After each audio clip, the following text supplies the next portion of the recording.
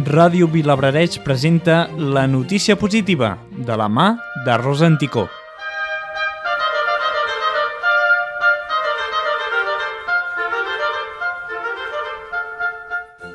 La companyia Ryanair recupera bona part de les rutes que s'havien perdut en el transcurs de l'últim any, com ara el vol a Madrid.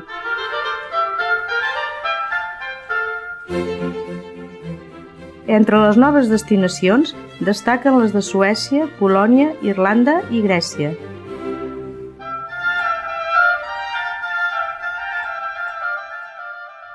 Un cop signat l'acord amb les administracions, Ryanair va anunciar la programació de rutes a l'aeroport de Girona.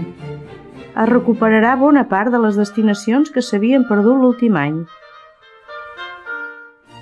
Girona tornarà a estar connectada amb Londres, Brussel·les, Milà i Dublín.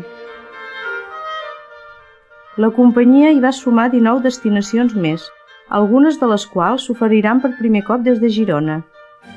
La connexió en Madrid tornarà a ser operativa amb 2 vols diaris, una a primera hora del matí i una altra al vespre.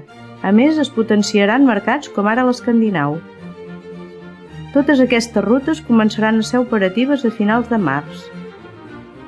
Ryanair posarà 9 avions a la base de Girona, una xifra que s'acosta als que hi havia tingut fa 2 i 3 anys.